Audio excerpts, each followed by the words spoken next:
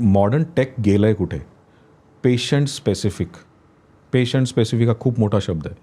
Patient जसा येतो, ज्याचा मनी जसा भाव त्याला तसा अनुभव. तो काय अनुभव घेऊन येतो. तर पेशंटची हे डिस्कशन फार होतं की थोडं रिस्पेक्ट देतो. तुला काय करायचं? सर मी शेती करतो. मग दोस्त हे केलं असं होईल, हे केलं एक्सप्लेन करतो. We don't want to sell किंवा तो रोबो त्याच्यावर थोपवायचा नाही आहे. आणि लकीली आता आमच्याकडे 4 रोबो आहेत जे मार्केटमध्ये जे आहेत. पण मॉडर्न जो आता रोबो आला आहे ज्याच्यामध्ये फंक्शनल मोड आहे, it is really giving Indians what they need. Ligament चांगलं असेल तर खाली बसा, हे करा, ते करा. तुमचं नॅचरल टेन्शन आम्हाला रोबोमध्ये कळतं की हा याचा अँगल आहे. ते लिगामेंट दाखवतं आपल्याला, ते स्पेअर करतो आपण. पण लिगामेंट सुकतं. लिगामेंट मसल्स जसं तुमचं अर्थरायटिस वाढायला लागतो. मसल्स गेले की मग कन्व्हेन्शनल करायला. मग रोबोचा काय फायदा? रोबोटिक्सचा मला काय फायदा हा जर प्रश्न पेशंटने विचारला तर त्याला स्वतःचंच उत्तर मिळेल. मी कधी येऊ? ॲक्सेप्टन्ससाठी आता आपण बोलतो सगळे की ॲक्सेप्ट केलं तर रिझल्ट्स. याच्यात काही मिरेकल नाही, याच्यात प्युअर इंजिनिअरिंग आहे. पण इंजिनिअरिंगला कधी वापरावं म्हणून मी आजकाल याला मॅडम आर्थोप्लास्टी म्हणतो. हा शब्द फार गहन आहे की प्लास्टी करतो आहे. रिप्लेस करतोच ना. डे 1ला पेशंट उभा राहतो आहे. पण असेही पेशंट आहेत ज्यांना मी 3-3 आठवडे झोपून ठेवलं आहे, 6-6 आठवडे झोपून ठेवलं आहे. 6 आठवड्यांनी उभं राहायचं असेही आहेत. आणि ते दिवसाला 3 केले तर तिसरा एक पेशंट असतो की आंटी उठायचं नाही, कारण ती माझ्याकडे एवढ्या लेट आली, बोन वीक झालेले आहेत, बऱ्याच गोष्टी आहेत.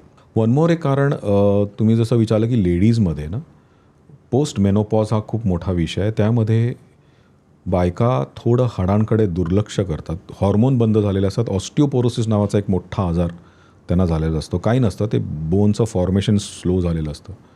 तर त्यासाठी पण जर तुम्ही आम्ही ऑस्टिओपोरोटिक आर्थरायटिस पण बघितलेलं आहे की ऑस्टिओपोरोसिस एवढा खराब झाला आहे की ठिसूळ झाल्यामुळे सुद्धा गुडघे खराब झालेत, ॲबनॉर्मल फ्रॅक्चर झालेत त्यांना.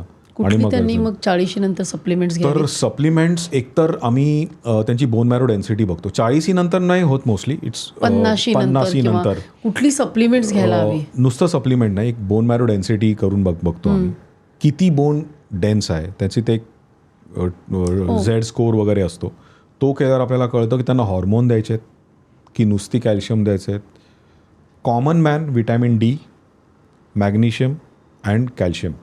कॅल्शियमनी स्टोन होत नाहीत. हा जो पुढचा प्रश्न येणार होता तसं नाही आहे.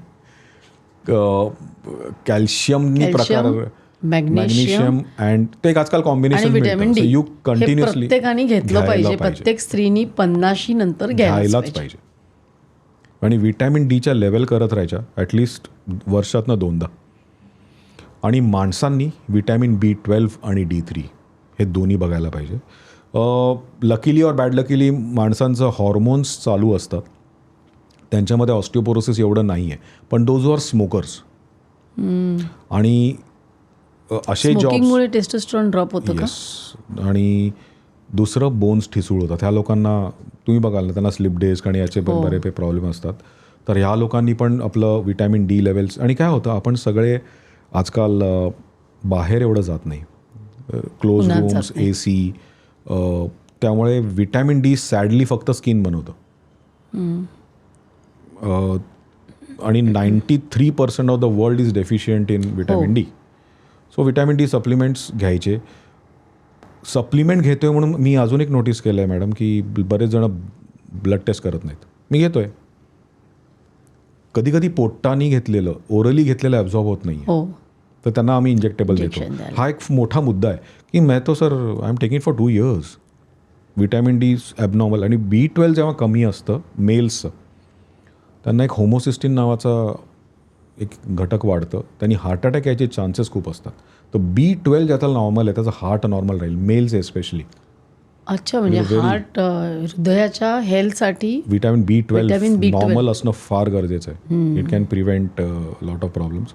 सो रोबोटिक्स किती असली पाहिजे आपल्या प्रेक्षकांना सांगा. त्याची प्रत्येक लॅबची एक रेंज आहे. प्रत्येक लॅबची तुम्ही कुठे हे करताय त्याला असं काही ठरलेली नाही आहे. तुमच्या रिक्वायरमेंट, स्पोर्ट्समॅन आहात की रेग्युलर आहात, आणि ॲक्टिव्ह लाईफस्टाईल ठेवणं फार गरजेचं आहे. सो जॉईंट रिप्लेसमेंट आजकाल खूप काही मॉर्बिड राहिलेली नाही आहे. मॉर्बिडचा अर्थ काय आहे की बाबा सगळं संपलं आता मी तिकडे जातो, नाही, उलटं करा. आधी सगळं संपू नये म्हणून मी तिथे जातो आहे. येस, तो डॉक्टर फंक्शनल अलाइनमेंट करतो आहे का, तो मसल स्पेअरिंग अप्रोच सुपरपाथ किंवा इतर अप्रोचेस वापरतो आहे का, त्याच्याकडे त्या क्वालिटीचे रोबोज आहेत का, असले तरी ते वापरायचा एक्सपिरियन्स किती आहे. आम्ही काही इतर सेंटरचे रोबोचे कॉम्प्लिकेशन्स पण बघितलेत. तीच सर्जरी 8-8 तास चाललेली पण बघितली आहे आणि ती आमची 20-25 मिनटात झालेली बघितली आहे. बिकॉज सर्जन्सला पण हे कळायला पाहिजे की रोबो घेणं आणि रोबो चालवणं फरक आहे, फार फरक आहे. F1ची गाडी विकत घेणारा मालक आणि F1 चालवणारा मालक, इथे थोडं पेशंटला थोडा रिसर्च करून जाणं फार गरजेचं आहे.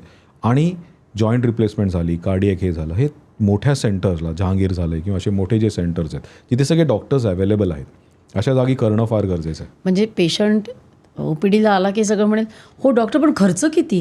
हां, आता हा मूलभूत प्रश्न आहे. लकीली काय झालं आहे, आणि त्याच्यावरच सगळं डिसिजन्स होतात. पण काय झालं आहे की मोस्ट आता ॲटलिस्ट पुण्यामध्ये आणि मोठ्या मेट्रो सिटीजमध्ये सगळे ना मेडिक्लेम कवर्ड आहेत ऑलमोस्ट. आमचं तर 95% पेशंट्स मेडिक्लेम कवर्ड असतात. तर ते सगळं आजकाल रोबोटिक्स पण बऱ्यापैकी कवर होतं आहे, तो वेगळा विषय. दुसरं, बऱ्याच जणांची पोरं आता कॉर्पोरेट जॉब्सला तर मम्मी डॅडी कवर्ड असतात. ज्यांना नाही, तिथे जहांगीरसारखे सेंटर फार इम्पॉर्टंट आहेत. It's a Tata trust. हो, ओके. हां, धर्मदाय काम खूप होतं आमच्याकडे, पण त्याचा गैरवापर न व्हावा म्हणून काही पेपर वर्क असतात. हो ते बरोबर आहे. तर पण म्हणजे होऊ शकतं 100% स्वस्तात. 100% सगळ्या स्कीम्स. ज्यांना परवडत नाही, ज्यांचा इन्शुरन्स नाही, पण त्यांची रोबोटिक होईल का. आणि 100 मॅडम, जहांगीर सर जेव्हा स्वतः या विषयावर बोलतात, बिकॉज दोज पीपल हॅव जे वर्ल्डमधला one of the best robots आणून ठेवला आहे की वापरा, पण पैशासाठी कोणी जर चाललं आहे तर जाऊ नका देऊ. आणि इंडियामध्ये आय थिंक आमच्याकडे सर्वात स्वस्त रोबोटिक्स आहे. वी डोंट चार्ज मच आणि we have the best robot. पण त्या रोबोचं कोणी टॅक्सी नको करायला. दुसरं काय होतं मॅडम, जहांगीरला एस्पेशली सिलेक्टेड पर्सन ते काम करतो. बाकी जागी काय झालं आहे, जिथे जिथे रोबोज आलेत तो रोबो ओपन ठेवलेला असतो, कोणी येतं त्याला वापरतं आहे, पेशंटला कळत नाही की हा माणूस वापरतो आहे की तो माणूस वापरतो आहे. ते पण तिथे पण तफावत होऊ शकते, बिकॉज ते मशीन कोणाच्या हातात आहे हे फार इम्पॉर्टंट आहे.